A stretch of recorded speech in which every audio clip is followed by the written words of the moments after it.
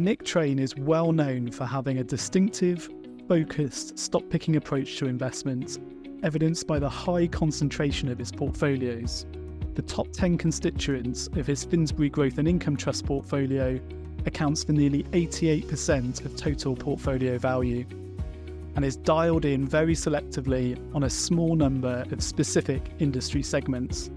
In today's episode, we discuss a number of the topical issues impacting the portfolio of this highly experienced investor in the UK market. Welcome to the Investor Insights podcast, hosted by Killik Co. My name is Gordon Smith, and in each episode, I'll be interviewing portfolio managers from across the investment industry to gain from their expertise in the specialist areas in which they invest, and to question them on topical issues. You can access the full series of interviews via the playlist on the Killik Co YouTube channel, or by searching for Killik Co's Investor Insights on Spotify, where you can subscribe and be notified of future episodes. We hope you're enjoying the discussion so far, and you can get in contact with us about any of the topics discussed via the email address investorinsights@killik.com. Killik Co is an independently owned wealth manager which opened its first office in 1989 and provides services to help families save, plan and invest. And you can find more details on the unique ways in which we do that at our website, killik.com. In this episode, we were joined by Nick Train. Nick co-founded Lindsell Train Limited in the year 2000 and is the portfolio manager for the asset manager's UK equity portfolios, including the London-listed £1.5 billion market cap Finsbury Growth and Income Trust, ticker FGT. Nick has over 40 years' experience within investment management. Before founding Lindsell Train, he was head of global equities at M&G Investment Management, having joined that business in 1998. Before that, he spent 17 years at GT Management before its acquisition by Invesco. The Lindsell Train investment process aims to identify high-quality companies within the UK investment universe, with quality defined by the manager as being companies with durable characteristics, able to prosper through business cycles.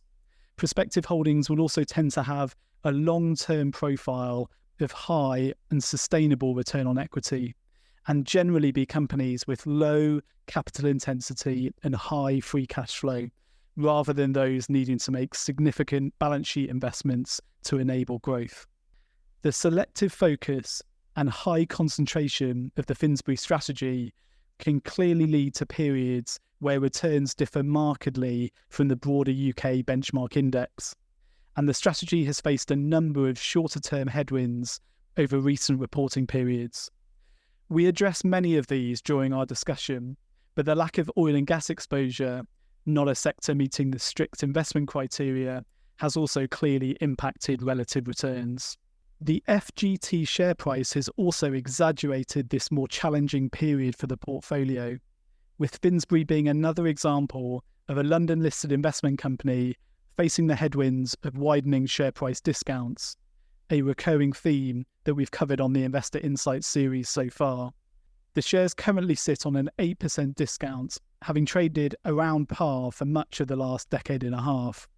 The board has looked to protect a level beyond the 5% discount and has been buying back shares in notable scale since the final quarter of 2021, buying back well over 20% of the shares in issue. As we've discussed before, this process is accretive to net asset value returns for remaining shareholders.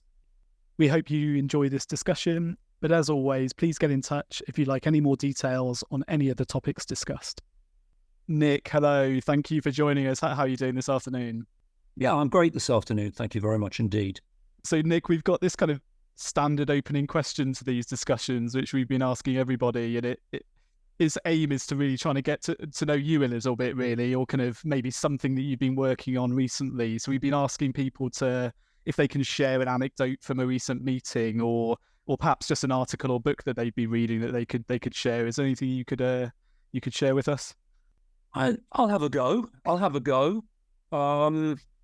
Maybe something that really interested me and slightly amused me, whether or not it is a topic for merriment, you and your listeners can judge. But we've been very interested to try and understand developments in the consumption of alcoholic beverages around the world, because it's an important consideration for some of our investments. And I was really intrigued to notice, this is not research done by us, so just, reading other people's research, that it does look, in the United States, it does look as though the youngest cohort of legal drinkers, that's people aged like 21 to 22, it does look as though they are drinking a bit less than the previous cohorts when they were 21 and 22.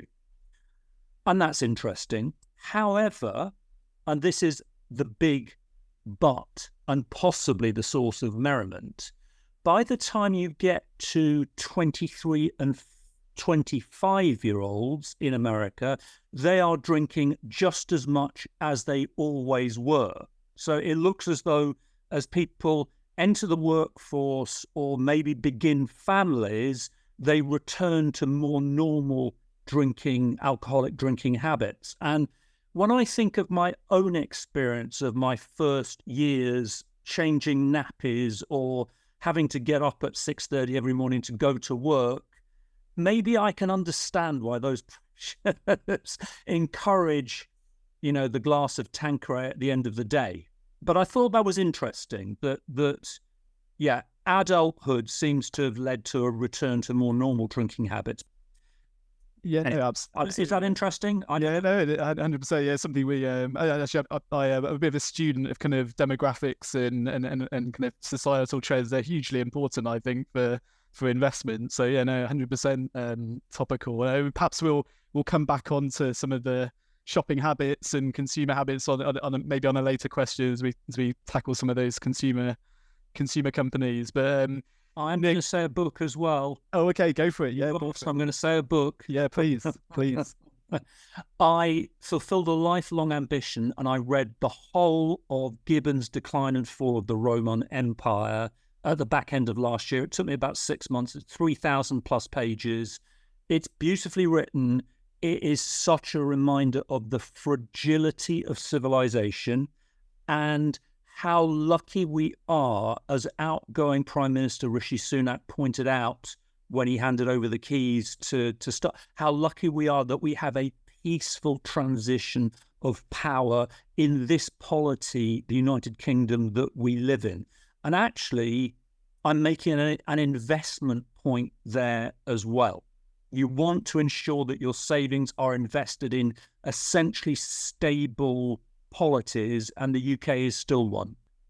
Nick, so what I thought I'd do with kind of this discussion, I mean, obviously Finsbury's kind of very high conviction, concentrated portfolio, that's very much the kind of distinctive feature of your approach, really. And we often hear you talk about the portfolio in the context of kind of three broad categories of those technology businesses, the kind of digital businesses, data, software, etc.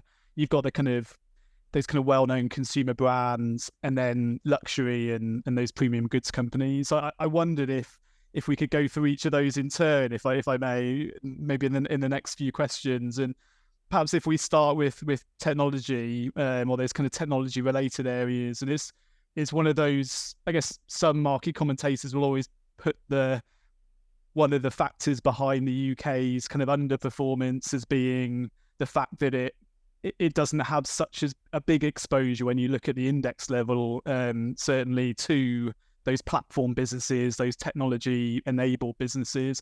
But you look at your own portfolio and clearly a number of those very high weightings are to businesses which are very much kind of playing to those themes. So I wondered if I could ask you to maybe talk through some of the investment cases behind those businesses in that particular segment and your thoughts there at the minute. Well, I mean, I agree. And as a career-long investor in the UK, I'm dismayed at the lack of oomph available in the UK stock market and how tough it has been to really make serious money out of the UK stock market. But just because evidently there isn't an Apple or an Nvidia quoted on London, and that's just a burden we have to bear. I just think it's so important not to completely dismiss the UK or parts of the UK as a result. And yes, I think, and I will attempt to do this, I don't think there are many, but I do think there are a handful of London-listed UK companies that have a credible shout to being amongst the best, if not the very best on the planet, at what they do in terms of particularly data analytics, and maybe software as well. And why wouldn't you, if you were structuring a UK equity portfolio as I'm doing, why wouldn't you have big exposures in such world-class companies? So I think most people are getting familiar with the virtues of RELX, which is the biggest holding in Finsbury. Actually, we've held it for well over 20 years. For the first 8 years, the shares went sideways. Sometimes you really do have to be patient, but my goodness, we've been rewarded over the next 12 years for understanding the potential in that company. I know we've got limited time, but let me just say, RELX has the data, the technology, and the credibility to deliver artificial intelligence enhanced services and solutions to the global scientific community, the global legal community, and the global insurance industry. And it has better data and credibility than any other company we are aware of on the planet. And that's proven to be a big driver in RELX's past returns. And if the performance of NASDAQ and the US leaders is anything to go by, we're still relatively early into the RELX story, I would argue. Our most recent addition to the portfolio and to this theme, I'll talk about. I'll just say this share price hasn't done anything particularly since we started buying it, but that's so we can buy more. Rightmove. Rightmove is an extraordinary technology platform business by anybody's standards. I don't care whether you're sitting in Los Angeles or San Francisco or it's an amazing business in terms of its quasi monopoly position at what it does. I mean, you could say, oh well, that's been recognised for some time. It's in the price, so on and so forth. Maybe so, but what really intrigues us about Rightmove is that the company is year by year using its privileged access to data that nobody else can have because no one has the same traffic to the site. It's using that data to create more and more valuable services for its underlying customers, who are the estate agents or the new housing developers. And if that investment thesis works out, we could see how Rightmove, it could be a business with profits multiple times higher than today, and that would almost certainly be a market capitalization multiple times higher than today. And there it is. It's an extraordinary UK company.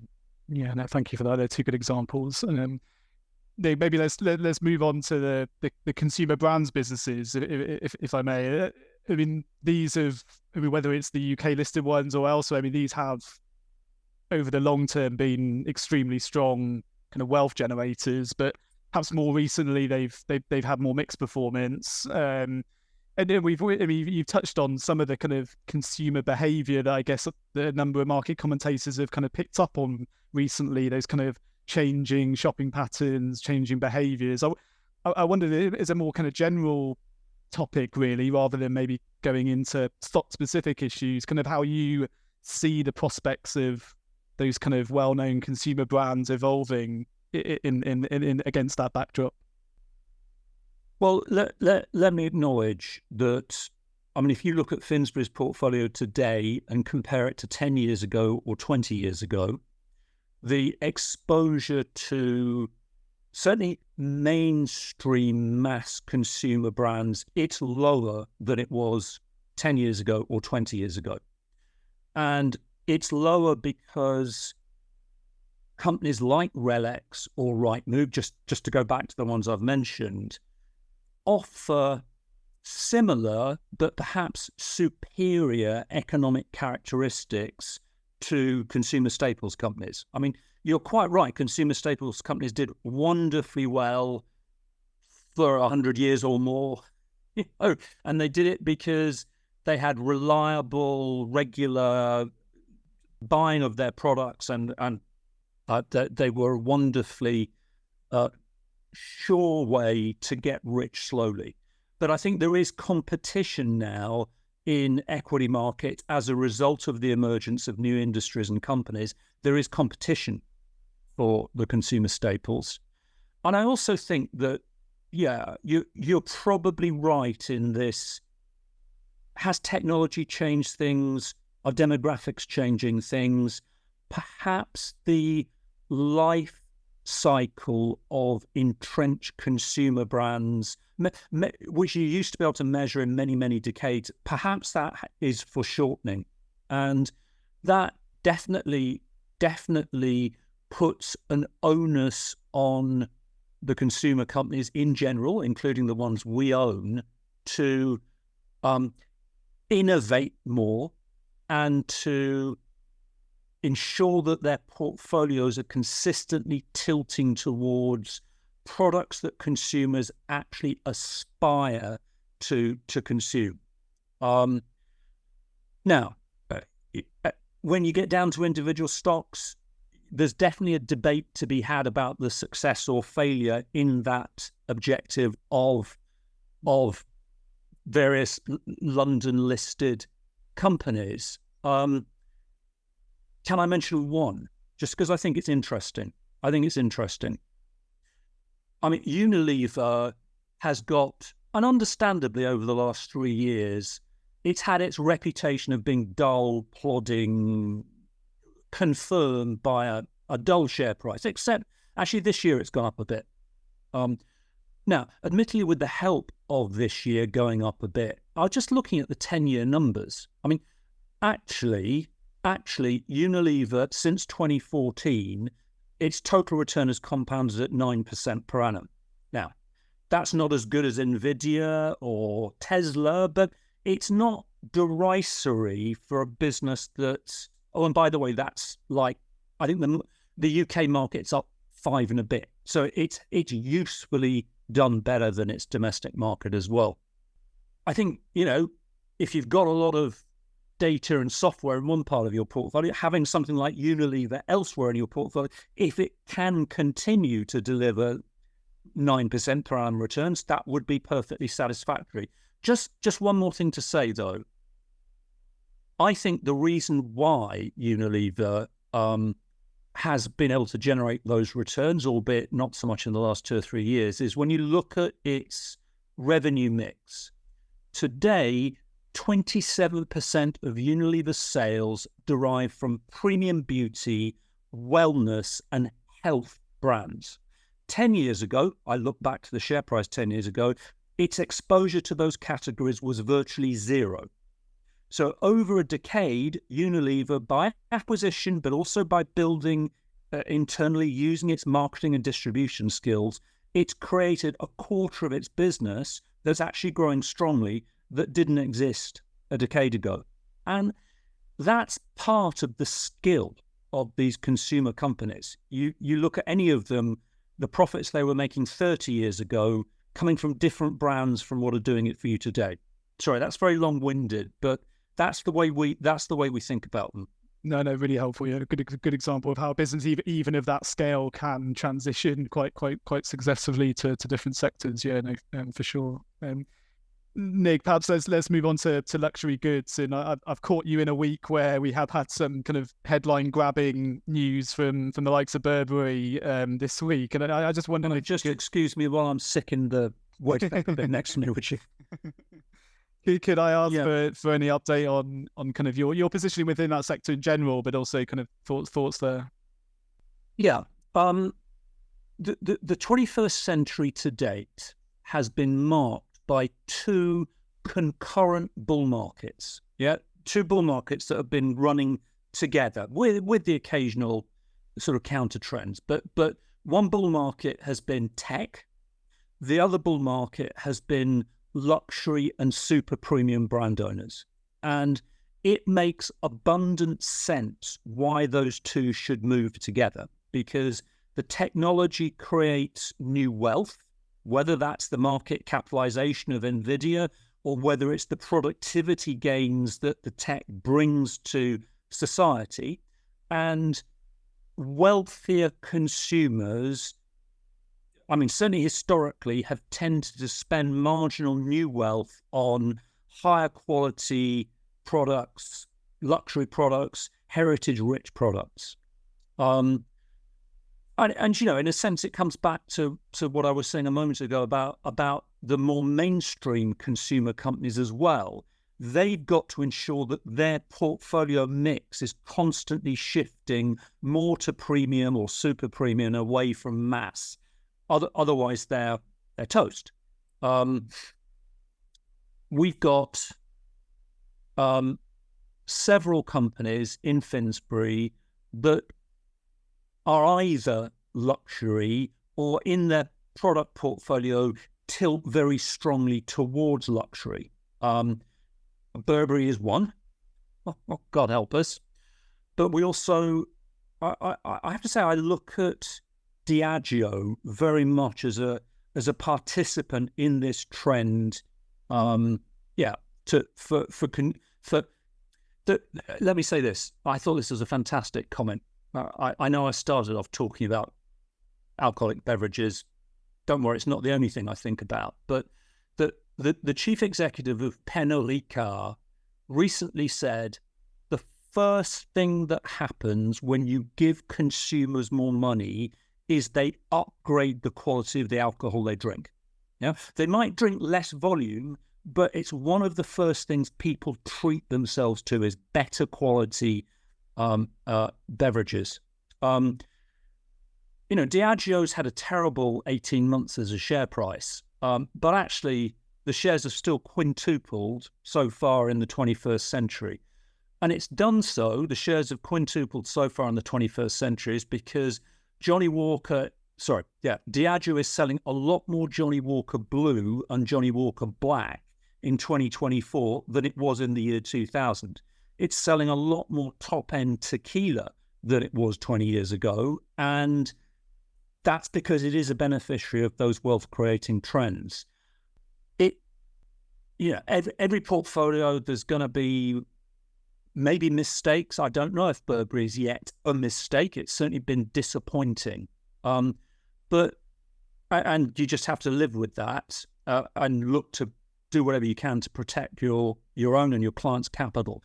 But I'm absolutely convinced, and even more so after luxury names have been pressurized, not just Burberry, but around the world over the last year, that investors should be looking for ways to get exposure to these types of brands because they are most likely to be enduring, offer pricing protection, and creating wealth for their owners. Yeah, and some really interesting points in there. Yeah, there's still very much a trend, very much in play. In fact, thank you. Yes, every trend has a reversal. I mean, you know, Nasdaq had a massive reversal in 21, 22, and it's returned. So everything has a reversal. But so far as luxury and super premium products and brands are concerned, we need more of them in our portfolios if we're going to generate the returns we aspire to over time, not less of them. That's what I would say. Yeah, understood. Nick, I wondered if I could bring the conversation back. We touched on it briefly in an earlier question about the kind of sentiment around the UK stock market in general. We've obviously gone through a very extended period of kind of outflows from of capital from whether you look at fund flows or kind of shrinkage in the market in general, really, with international M&A or private equity acquisitions are quite topical at the moment with the Hargreaves Lansdown down bid from bid approach, which is kind of ongoing at the minute. I mean, I wondered if I could ask if you had any kind of general thoughts on the state of the UK market with that respect. I mean, we've seen kind of some policy changes being considered with things like the British ISA, for example, all things that are kind of showing how weak sentiment is really towards the UK on a kind of global stage. I wondered if you kind of had any thoughts there about kind of whether this is kind of a cyclical structural trend that you're seeing, kind of how you view things evolving. I don't, from an index level, I wouldn't say to anything to investors expect blood, sweat, and tears.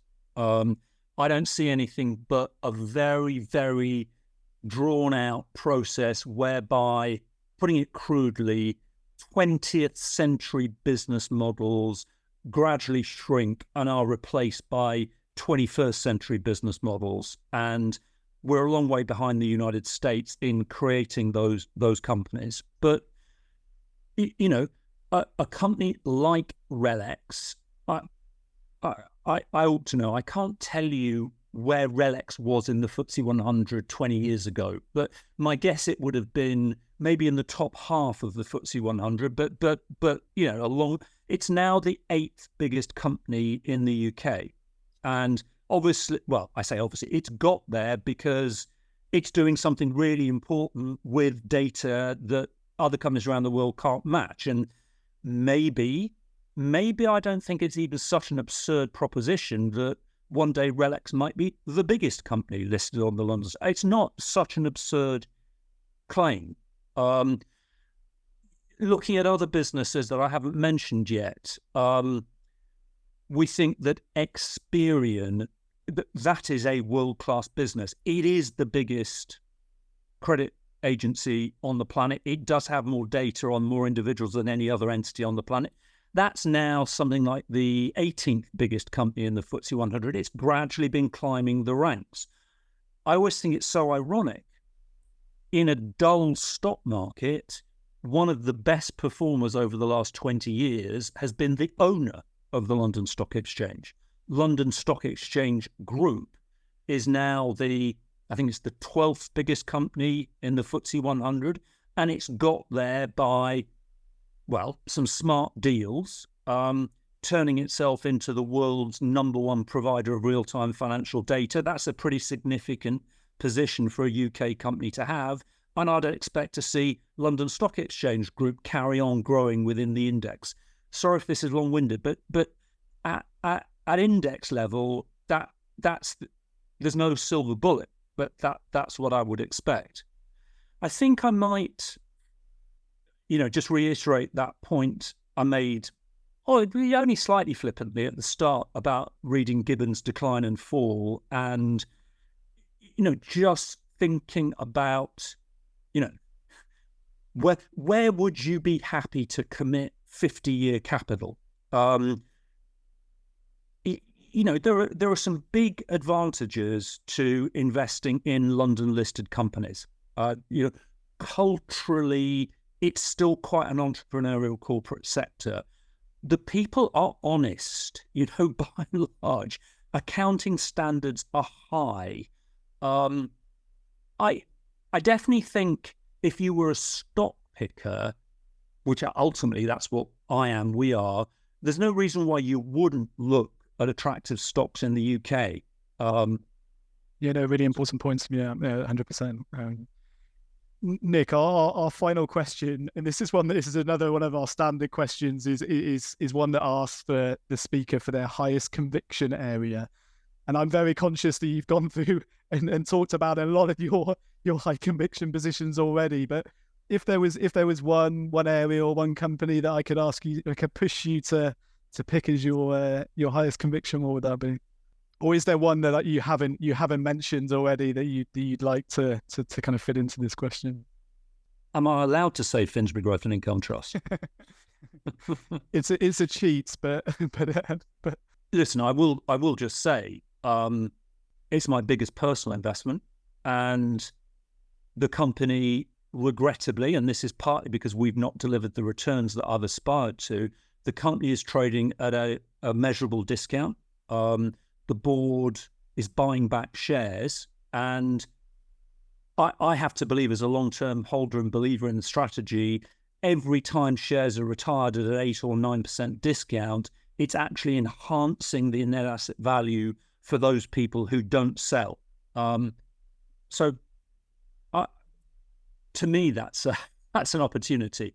But I mentioned London Stock Exchange Group a moment ago, and listen, naming individual stocks, you're always setting yourself up for humiliation. But I remember it's about 2 years ago. Even now, it's 2 years ago. London Stock Exchange Group announced that they were going into a joint venture with Microsoft, and Microsoft was going to combine its AI technology and cloud delivery technology with London Stock Exchange Group's unmatched financial data. And I remember a client of mine saying the morning that news was announced, this is massive.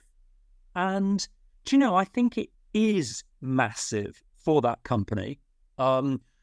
And the shares are a little bit higher than they were a couple of years ago, but not much higher. I get why people are waiting to see what the result is of that joint venture, and I don't know, but I sincerely hope, for the sake of my clients' investments and maybe for the London stock market as well, it would be so fantastic if a major high-profile company like London Stock Exchange Group could combine with Microsoft to create something truly world-beating.